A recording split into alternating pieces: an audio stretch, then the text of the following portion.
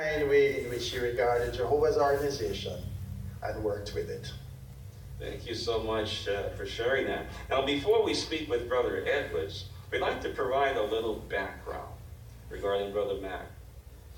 Due to his spiritual qualifications and loyalty to God's organization, Brother McNiel was appointed by the governing body of Jehovah's Witnesses to serve as a member of the former Jamaica Branch Committee.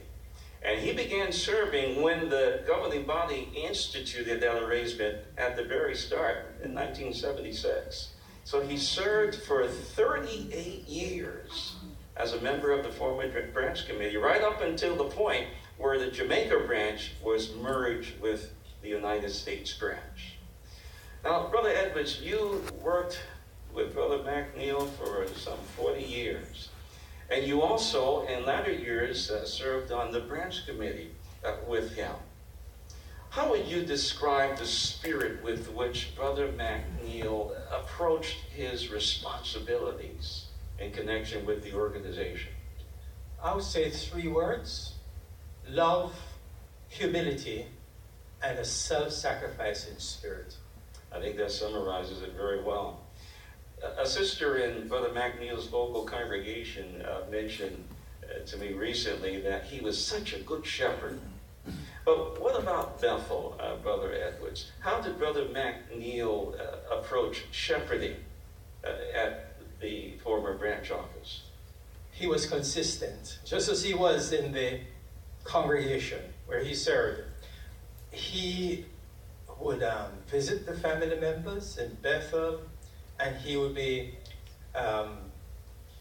open to anyone who wanted his advice, who sought his fellowship.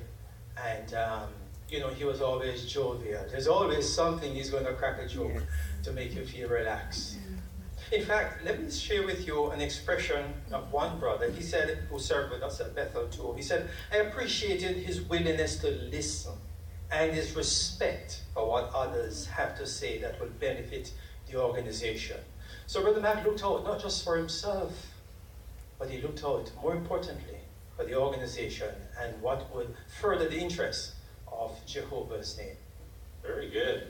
Now, Brother Edwards, you're familiar with much of the history in this country.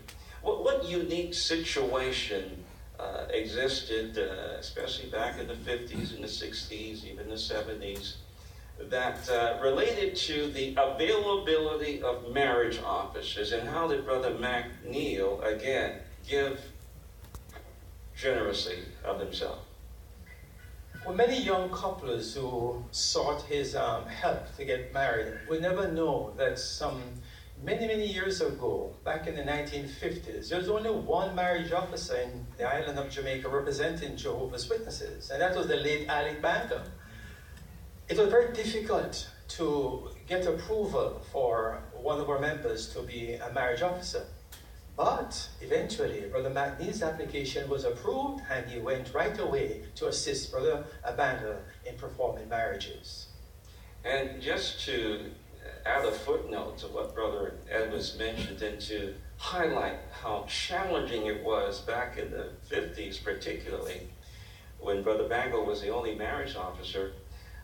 Brother Bangle shared with me some years ago that one time there were 3 couples that wanted to get married. His schedule was full. So Brother Bangle arranged to marry these 3 couples at the same time during the noon break at a district convention. And they had good marriages. But that shows how difficult it was. And as Brother Edwards mentioned, eventually Brother McNiel was approved by the government to be a marriage officer. So Brother Edwards, given the long tenure of time that Brother McNiel served as a marriage officer, he must have performed more than 50 or 100 weddings. Do you know how many?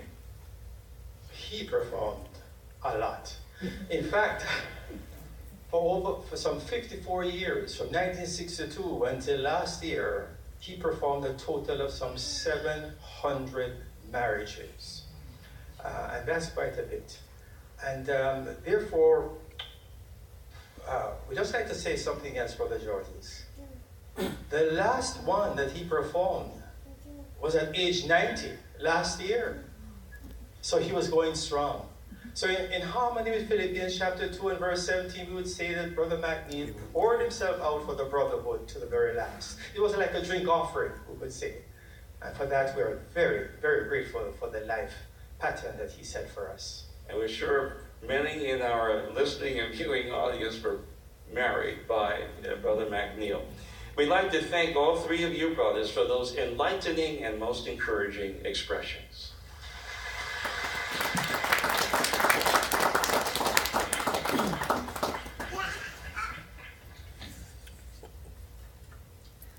When a precious one has fallen asleep in death, like Brother McNiel, we all need comfort, and especially the family members.